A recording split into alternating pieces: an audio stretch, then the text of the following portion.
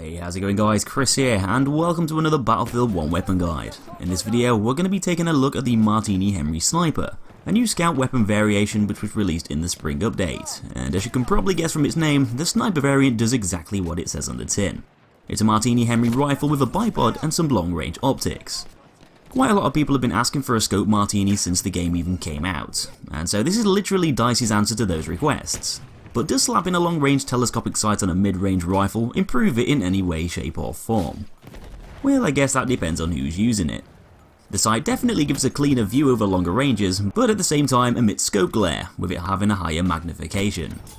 There's a few more advantages and disadvantages that the sniper variant brings to the table, which I'll be going over soon whilst looking at those stats.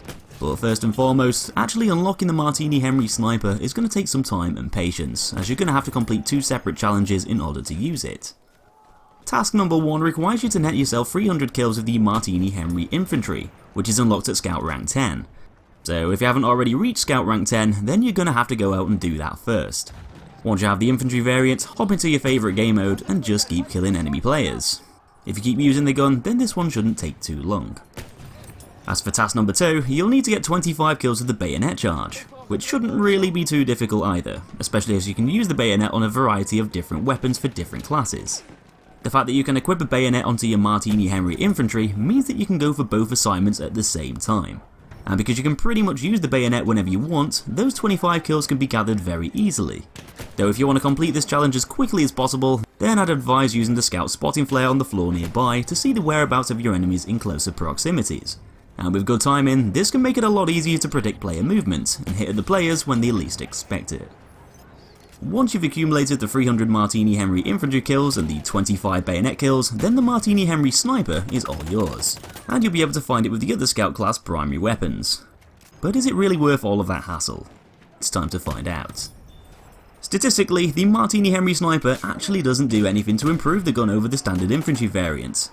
In fact, the infantry variant actually has statistical benefits over the sniper, which allow it to recover 50% quicker from recoil and hip fire spread. Though because the gun has to reload after every shot, this doesn't really mean anything, as you'll have to unscope and reacquire your target anyway. Though you will be able to aim down sights a bit quicker, with it being an infantry variant, whereas the sniper is going to take slightly longer.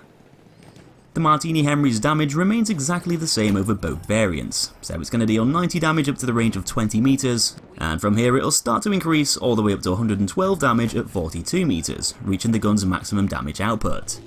From 68 meters, bullets will start to become weaker as that damage drops down to 100 at 80 meters, and then drops again at a more gradual rate, down to 70 at 140 meters and beyond.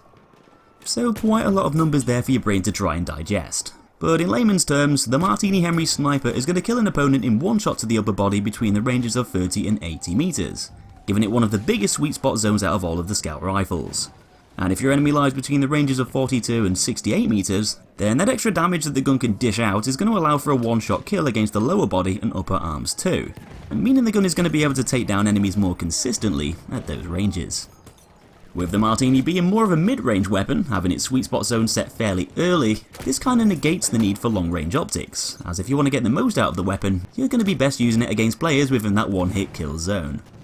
The infantry variant's iron sights are usually going to be more useful for medium ranges, down to you not having to adjust your aim as much to line up your shots accurately, and this would seemingly make it the ideal pick for using the gun within its optimal range. The sniper variant scope might provide you with a bit of a clearer picture of your target, and it'll also make it more useful for long range gunfights too. Although it's going to take 2 bullets to kill at those further distances, it'll be easier to land headshots on other snipers and players lying prone, bumping that damage right up, making it a much more viable anti-scout weapon than the infantry variant. It's also going to be a better option for picking weakened players off in the distance too, generally meaning that it's more suitable for range combat. But with all that said, apart from having a long range scope, the Martini Henry Sniper just isn't designed to be a sniper. Its extremely low fire rate of just 24 RPM, along with the fact that you have to perform a reload after every shot, really means that every bullet counts. It's got the longest kill time by a mile, out of all of the other scout weapons beyond 80 meters, and so you're simply going to get outgunned if you're not using cover and not landing shots.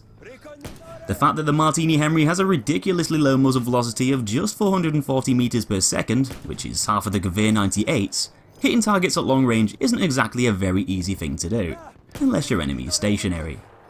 You're going to have to predict player movements and gauge distances a lot more than you normally would, making it a much harder weapon to use, and combined with a lower damage at distances and slow fire rate, all of these factors pretty much make the Martini Henry a crappy sniper when compared to the others.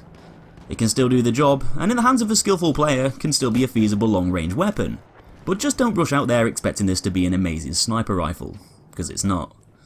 You'll have a much clearer view of your target whilst using the sniper variant, but you'll literally have to shoot in front of a moving player in order to land a successful shot. And because you're zoomed in so much, it can be a bit trickier to judge distances, unlike with the infantry variant, which will only require slight movements to line up shots precisely. The Martini Henry has the highest recoil pattern of the lot too, with a vertical kick of 10 and a horizontal figure of 1. So whenever you pull down on the trigger, the gun scope is going to violently bolt upwards. The sniper variant does have a bipod, which is going to greatly reduce this kick, but because you're going to be unscoping and reloading after every shot anyway, it's a bit of a pointless attachment.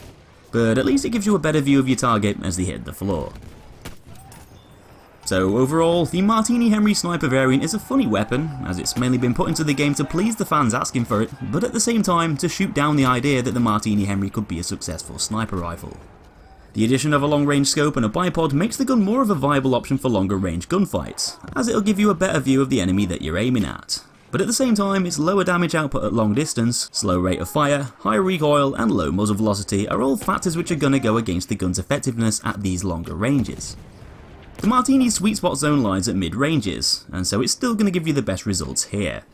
But just because it's a difficult gun to use against targets further away, doesn't mean that it's totally ineffective. It's a high skill, high reward weapon, and if you're up for a bit of a challenge and want to test some of your sniping skills, then the Martini Henry Sniper can still be a very dangerous gun, but just don't expect it to be very easy to use. So that's about it for this one guys, hope you enjoyed the video. Give me a like if you did, and be sure to subscribe for all that fresh content. Take it easy, and I'll see you in the next video.